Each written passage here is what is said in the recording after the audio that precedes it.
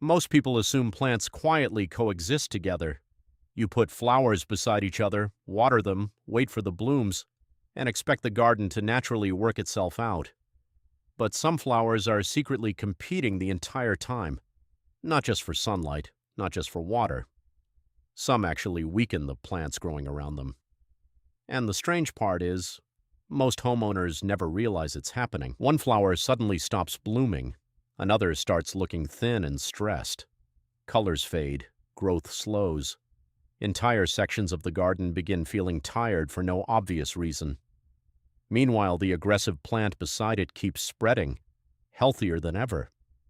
A lot of the most popular flowers in American gardens have hidden behaviors people never talk about. Some choke nearby roots underground. Some steal moisture faster than surrounding plants can recover. Others release chemicals into the soil that quietly suppress neighboring growth. And because the damage happens slowly, most people blame the weather instead. The result is a garden that constantly feels unbalanced. One side thrives, the other struggles. And after a few seasons, many homeowners start replacing plants over and over without realizing the real problem was the combination itself. The truth is, a beautiful garden is not just about choosing good flowers. It's about choosing flowers that actually want to live together. Some combinations create harmony, others create silent warfare underground. And once you start noticing it, you begin understanding why certain gardens always look full, calm, and healthy, while others slowly collapse into patchy chaos no matter how much effort goes into them. One of the biggest offenders hides in plain sight. It's planted in suburban flower beds all across America because of how bright and cheerful it looks in spring. But underneath the surface, it behaves more like a territorial invader than a companion plant. Daylilies are famous for surviving almost anything: heat, drought, neglect, poor soil. That toughness is exactly why so many homeowners love them. At first, they seem like the perfect low-maintenance flower. The leaves stay green, the blooms return reliably, and they quickly fill empty spaces around walkways and foundations. But over time, many nearby flowers begin disappearing. Not dramatically, quietly. Smaller perennials stop blooming as much. Ground cover weakens.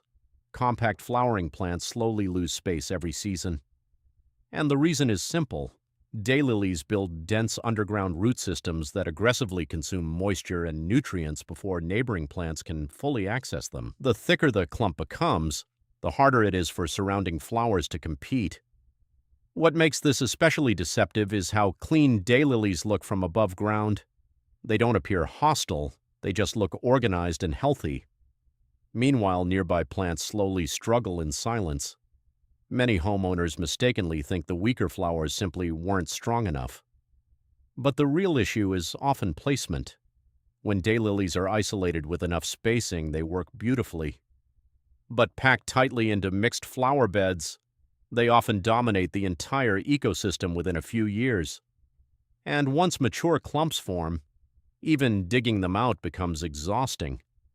The roots can become surprisingly dense and stubborn underground. Some gardeners eventually realize their flower bed has slowly transformed into almost nothing but daylilies. The garden didn't suddenly fail, it was slowly taken over, and there's another flower that behaves even more aggressively. Because, unlike daylilies, this one spreads in ways most people never expect. Mint is one of the most deceptive plants people add to a garden. It smells fresh, looks harmless, and starts off as a small, attractive herb that seems easy to control. That illusion usually lasts about one season, because mint doesn't simply grow upward. It spreads sideways underground with aggressive runners that quietly invade everything nearby. And once it establishes itself, it becomes incredibly difficult to stop. At first, homeowners notice small shoots appearing outside the original planting area. Then the mint reaches nearby flowers. Soon after, entire sections of the garden begin competing with an underground network that expands faster than most decorative plants can handle. What makes mint especially destructive is how efficiently it absorbs moisture. In hot summer conditions, neighboring flowers often begin drying out first, while the mint continues thriving effortlessly. Some gardeners mistakenly water more and more, trying to save the struggling plants around it. but the mint simply grows faster from the extra moisture. The cycle becomes self-reinforcing, and because mint grows with such dense surface coverage, it can eventually block airflow and crowd out lower-growing flowers that need breathing room around their stems. The result is not immediate destruction, it's gradual suffocation. Many homeowners only realize the scale of the problem when they attempt removal. That's when the nightmare begins. Even tiny root fragments left in the soil can regrow. People pull out entire sections thinking the problem is solved, only for fresh mint shoots to return weeks later from roots they never saw underground. Some gardeners eventually give up entirely and dedicate whole sections of the yard to mint because reclaiming the space becomes too exhausting. That's why experienced gardeners almost always grow mint inside containers instead of directly in flower beds. Not because mint is weak, because it's too strong. And sometimes the most dangerous flowers are the ones that look the softest. Few plants demonstrate that better than lily of the valley. It has tiny bell-shaped blooms, soft fragrance, delicate appearance. It looks peaceful, but underneath the soil, it spreads aggressively through underground rhizomes that can slowly dominate shaded garden spaces. At first, many homeowners love how quickly it fills empty areas beneath trees or along fences. The problem comes later. Once established, lily of the valley begins forming dense root colonies that leave very little room for neighboring plants to survive. Smaller flowers often disappear first, then weaker perennials begin struggling season after season. And because the plant creates such thick coverage, removing individual sections becomes increasingly difficult over time. But the underground aggression is only part of the issue. Lily of the valley is also highly toxic. Not just the berries, almost every part of the plant. That becomes especially dangerous in homes with pets or small children who may not recognize the risk. And despite its delicate appearance, the plant can remain stubbornly persistent for years once mature colonies form. Some gardeners plant it for beauty, then spend multiple seasons trying to reclaim the surrounding flower beds after it spreads beyond its original boundary. What's fascinating is how often aggressive plants share the same trait. They're beautiful early on. That's what tricks people. A young invasive flower rarely looks dangerous. It looks charming, controlled, compact, elegant. The warning signs usually appear years later, when the balance of the garden has already changed. And there's one flower in particular that creates this illusion better than almost any other. Because people plant it specifically to attract butterflies and pollinators, without realizing it can quietly become one of the most dominant plants in the entire yard. Butterfly bush sounds like the perfect garden plant. Even the name feels positive. It promises butterflies, movement, color, life. And when it blooms in summer, it absolutely delivers. Large cone-shaped flowers explode with purple, pink, or white color, while pollinators swarm around them all day long. From a distance, it looks like one of the healthiest plants in the entire yard. That's exactly why so many homeowners underestimate what it eventually becomes. Butterfly bush grows fast, very fast. And if conditions are right, it can quickly overshadow neighboring flowers by stealing sunlight and dominating vertical space in the garden. Smaller perennials nearby often begin stretching awkwardly toward light. Lower plants become thinner. Bloom production drops. Some slowly disappear entirely beneath the expanding canopy. But the real problem is how aggressively certain varieties spread. In some regions, butterfly bush self-seeds so heavily that it escapes garden beds altogether. Tiny seedlings start appearing everywhere, along fences, near sidewalks, inside nearby flower clusters. At first they seem harmless. Most people ignore them. Then suddenly the garden starts feeling crowded and chaotic without understanding why. And because butterfly bush grows so vigorously once mature, it can become difficult for neighboring plants to compete for airflow and root space. The irony is almost unbelievable. A flower planted to support pollinators can quietly begin reducing diversity inside the garden itself. Instead of creating balance, it starts dominating attention, moisture, and space. Experienced gardeners often solve this by choosing sterile, non-invasive varieties or giving the plant isolated breathing room away from delicate flowers.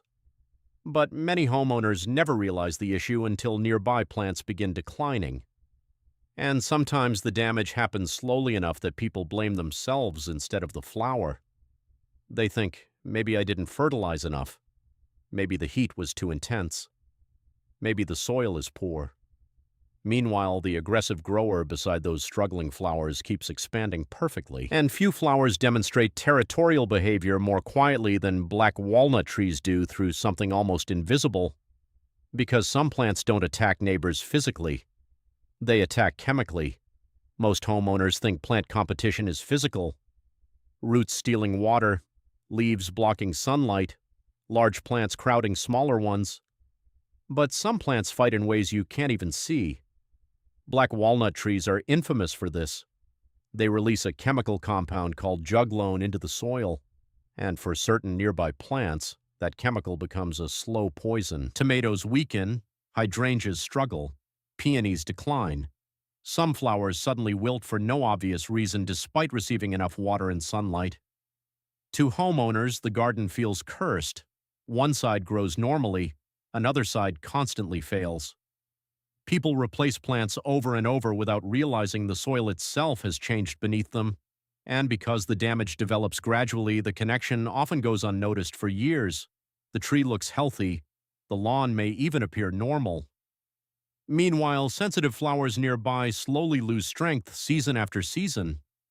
What makes juglone especially frustrating is that it spreads through multiple parts of the tree: roots, leaves, nut husks, decaying organic matter. Even after cleanup, the chemical can remain active in the surrounding soil. Some gardeners eventually discover that certain flowers simply refuse to thrive anywhere near black walnut trees, no matter how much effort they put into the space. And once you understand this invisible form of plant warfare, you begin seeing gardens differently, not as peaceful collections of flowers, but as ecosystems constantly negotiating territory. Some plants cooperate, others dominate, and many homeowners unknowingly place aggressive species beside delicate companions that never had a chance to compete. That's why experienced gardeners pay close attention not just to appearance, but to compatibility. A beautiful flower can still be a terrible neighbor, and sometimes the most dangerous combinations are surprisingly common in suburban landscaping. Because gardening stores rarely explain long-term behavior, young plants always look manageable: compact roots, small containers, clean shapes. Nothing about them suggests future aggression. That's part of the trap. Garden centers sell possibilities, but mature gardens reveal consequences. A tiny ornamental grass eventually becomes a sprawling wall. A decorative vine slowly climbs into gutters. A cheerful flowering plant quietly consumes half the flower bed over 3 summers. And by the time homeowners realize what's happening, removal becomes far harder than prevention ever would have been. This is why spacing matters so much in landscaping, not because empty space looks better immediately, but because mature plants need room to coexist without constant competition. One of the biggest mistakes people make is designing gardens for how plants look today instead of how they'll behave years from now. Young flowers leave gaps, and those gaps tempt people to overplant. At first, the garden looks lush and full. Then everything matures. Roots collide underground, airflow disappears, fungal issues increase, moisture competition intensifies. Suddenly, the once beautiful flower bed starts looking stressed and chaotic instead of layered and intentional. A healthy garden often requires restraint early on. That patience is difficult for many homeowners because modern landscaping culture constantly pushes instant results. People want full, mature-looking flower beds immediately, but nature rarely works that way peacefully. Some of the most visually calming gardens actually contain fewer plants than people expect. The difference is balance. Each flower has room to breathe, room to root deeply, room to access sunlight without warfare. And that balance creates something people emotionally feel even if they cannot explain it: calmness. Gardens become stressful when plants constantly compete aggressively for survival. You can often sense it visually before identifying it technically. Crowded beds feel heavy, messy, restless. Balanced gardens feel open and breathable even when they contain dense greenery. The emotional effect is completely different. That's why professional landscape designers think years ahead. They don't just ask, will this plant look beautiful? They ask, what will this become? Because every plant eventually reveals its true behavior. Some mature into supportive companions that strengthen the ecosystem around them. Others slowly dominate everything nearby until the original vision of the garden disappears completely. And the strange thing is, many homeowners experience this without realizing they're learning one of the deepest lessons gardening teaches. Not every beautiful thing belongs beside each other. Some combinations create harmony, others quietly destroy balance over time. And once you understand that, you stop gardening only for appearance. You start gardening for coexistence. English ivy is another plant that quietly destroys balance in gardens long before homeowners realize the damage. At first, it feels elegant. The deep green leaves create that classic storybook look people associate with old estates and peaceful shaded homes. Garden centers market it as timeless, easy, low maintenance. And for a short time, it seems exactly that way. Then it starts climbing, across fences, under siding, into tree bark, along foundations, and once mature ivy establishes itself, it becomes extremely aggressive both above and below ground. The vines thicken over time, trapping moisture against surfaces and slowly stressing whatever they attach themselves to. But the real problem inside gardens is how effectively ivy monopolizes territory. It spreads dense mats across the soil surface that block smaller plants from accessing light and airflow. Young flowers often disappear entirely beneath the coverage. Native ground plants weaken, moisture patterns change, insects and fungal problems increase in crowded shaded areas, and because ivy remains green while surrounding plants struggle, many homeowners don't recognize it as the source of the imbalance. They assume the ivy is the healthy part of the garden. Meanwhile, everything around it slowly declines. Some trees become especially vulnerable. Heavy mature ivy can increase wind stress on trunks and branches while competing for water around the root zone below. In older neighborhoods, you can sometimes spot trees almost completely consumed by ivy growth.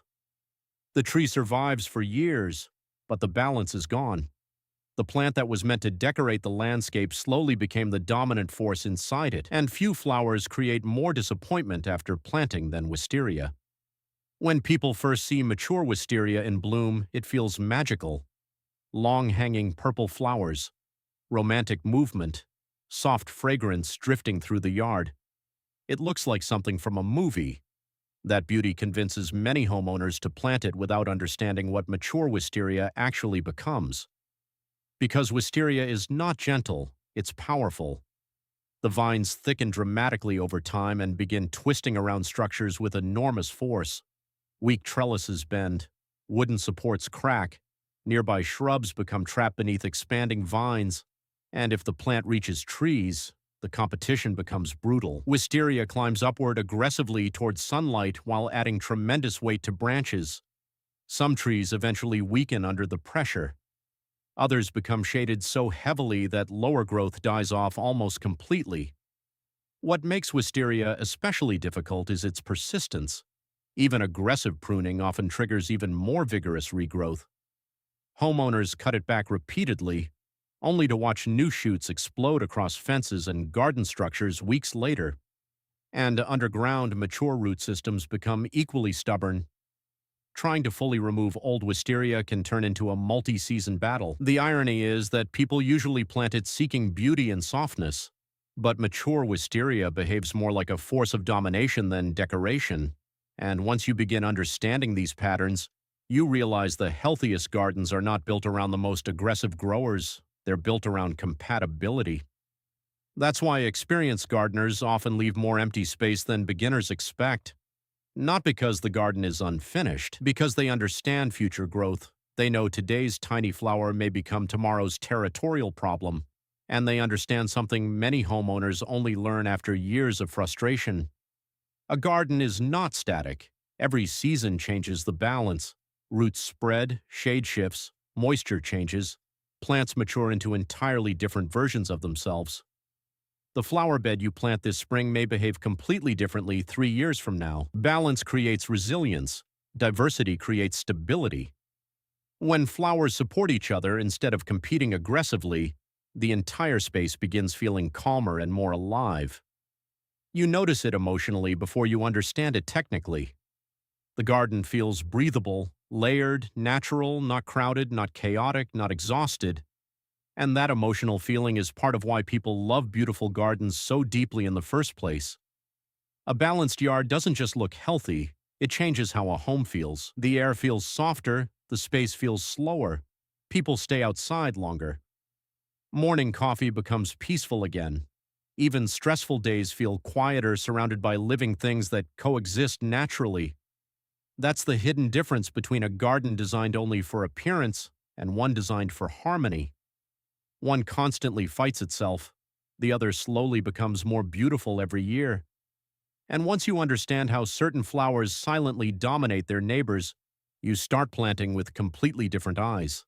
Not just asking what looks beautiful today, but asking what kind of garden you want years from now. That's why patience matters so much in landscaping.